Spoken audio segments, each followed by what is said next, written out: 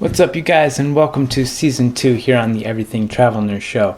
Today, we've got a really great season premiere for you. We're talking about travel nurse caps, and so many people have so much confusion about how travel nurse caps work in the USA. Today, we're actually going to go over the federal state process and talk about, is there any legislation? Is there not? Is it all a myth? We'll get to that. And then we're actually going to go over the 2 U.S. states that do have legislation on how travel nurse caps work. We're going to go over them and see how it affects you so that you can have a better understanding of how travel nurse caps work.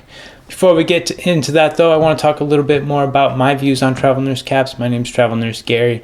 I've been hosting this show for a season. This is Season 2, and I've been a travel nurse for over 4 years. I've worked in 7 U.S. states. I'm going to go over why I don't think that they work, but that's just my personal opinion. I've also got a little piece that we're going to talk a little bit and compare, say, the U.S. system versus Canada versus, say, Australia, and kind of compare them to. And we've got a little bit of convention on what Warren Buffett thinks about the open market. That's all coming up next here on the Everything Travel Nurse Show. Stick around. It's going to be a great episode. And if you've never subscribed, you should now. It's a great episode, and we have so many awesome things coming up on this season. I'm really excited to bring it to you. And also hit that like button. It lets other travelers know that this is valuable content.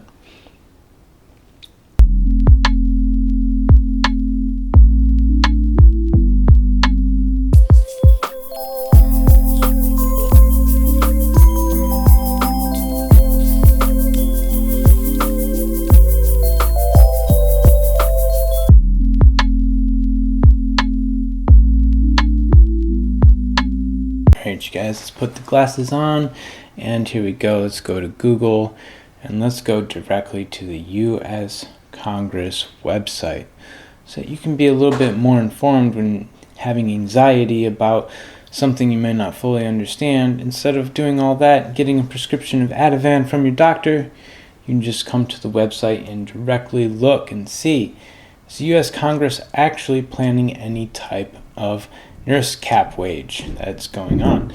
And as we look through here, we can actually see their full weekly schedule.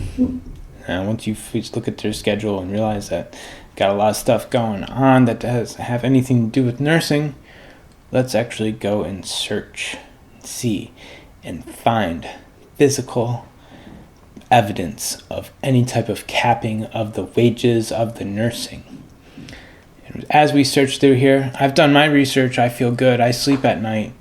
I can't find anything.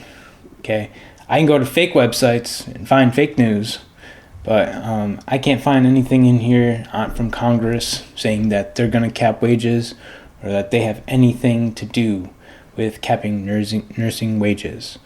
And there it is. Go do your own research. Go look it up. I'm going to say it. In fact, Congress is not trying to cap nursing wages. Alright, so now that we've got that out of the way, let's go to the nursing legislation of Minnesota. And as we scroll through here, it takes a while to figure out this website, but they do actually have nursing wage caps. It is strictly limited, though, to nursing homes and home care. So in the hospital and clinic setting, not going to see any wages, but that doesn't mean that we shouldn't inform ourselves on how this cap actually works. And scrolling through here, you see that they have a lot of laws on nursing care, and here's the actual nursing cap wage.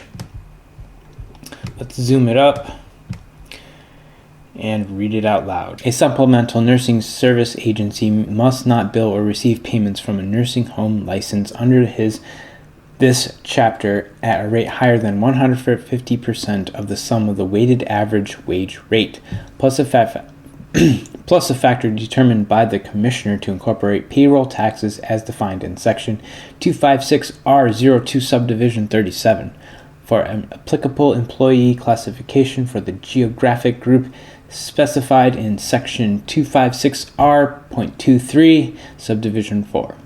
So as we go through this, I'm not a lawyer first, I'm a nurse, and as I read through this, what I really interpret is that the weighted average of the wage inside the nursing home facility or group home in that area or that specific company, you can't pay them 150%. Plus, they can also take into considerations taxes and the geographic location. Like if you live in a really, really expensive area in Minneapolis, perhaps they'll give you a little bit more money to help pay for that cost of living. But I'm not a lawyer. If you are a lawyer and you understand this, please leave a comment down below. I would love to read what you have to say about this. Now, going back to the Google, as we spend so much time on the Google, it's kind of ridiculous. But as you can see, I've already clicked on these. It's the 101 CMR 345 of Massachusetts. And I've read this through quite a few times, read it before in the past. This is actually a pretty impressive bill that's written, and it has wage caps for weekdays, weekends, different districts at the level of CNA, LPN, and RN, and it goes into nursing home. It goes into different wage rates for that as a category, but then also hospital rates. So I mean, it's really interesting to read it, like at the level of like rates that they have at the billing rates for all the different like categories. It's really amazing to read this. I really want you to go take some time to read this. It's actually quite interesting. And while you read through this, make sure that you take a second to go to some of the fine print. Now this is the part of the show where we're going to take a closer look. Every week's going to be a little bit different what we look at, depending on where my mind decides to take us. But there's different aspects of travel nursing that we just don't always think about that really do deserve a closer look. Rates for temporary nursing services related to C-19. Temporary nursing services related to C-19 may be purchased by government units at individually considered rates that exceed the maximum rates established in 101 CMR 345, and governmental units may enter into contracts for the provision of these services in alternate service locations other than a hospital or nursing facility. A governmental unit in the sole discretion may determine whether a rate above the maximum rate established in 101 CMR 345 is necessary and appropriate, as well as the appropriate rate for services provided in a service location other than hospital or nursing facilities. Alright, so you're saying that in the presence of patient needing to go to Unit 19, then it's okay to break the law because it's... I don't get it. I'll be honest with you, when I'm frustrated when I read this, I'm not a lawyer, but it doesn't make any sense to me that you would write all these laws and regulation, yet at the same time have this little tiny subsection saying that in the case of Unit 19, then none of that applies. Then you can just bill out what the supply and demand model the rest of America does anyway. I'm frustrated and I don't really know how to say what I want to say, so hey, leave your comments down in the section below. Would love to hear what you have to say. That's all I'm going to say on the topic. Moving on. Alright, so I'm a travel nurse. I'm here to be profitable. I can't do this just because it's fun. Although I enjoy my job, it's a great job and it's a great place to be. I have to make a profit. I'm here to be profitable.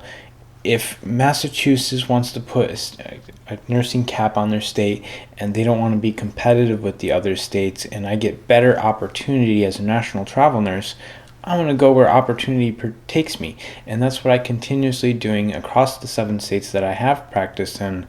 I go where opportunity is. And if you put a cap on wages at the state level, you're just limiting yourself as being competitive with the other states. That's my view as a travel nurse. That's one reason why I don't like state travel nurse caps.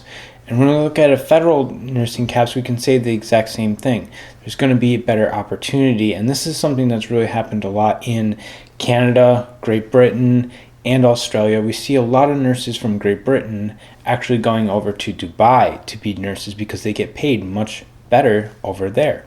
A lot of Canadian nurses over in America because they get paid much better here. And we see migration of nurses going to where opportunity takes them. And that's why I don't like nursing caps. Let the markets be free. Supply and demand is what caused the rates to go up and down, and let them compete with the markets. That's my job. That's my saying as a travel nurse. And now Canada does have quite a bit of problems in Ontario, especially right now. If you're not following that situation with the Ontario Nurses Association against their governor, what is equivalent to our governor, they're actually pretty much on a revolt right now because there's the province of Ontario has wage caps, and as we see inflation outpace those wage caps, it's really causing a lot of unhappiness in Ontario. And if you're following that situation, you know they've got issues.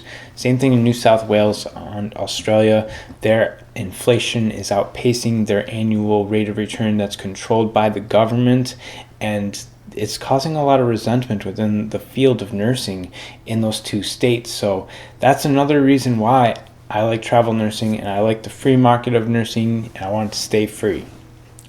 One last thing, I'm a huge Warren Buffett fan, so I'm going to say Warren Buffett always describes that the free markets of America are the best system that there is in the world, and I'm going to go with and roll with Buffett on this one. The free market of nursing needs to stay free. I hope it stays free. That's all we've got for this week's episode. Subscribe, like if you haven't already, and stick around. We'll be around with more episodes. I promise. More Travel Nurse Gary in the future.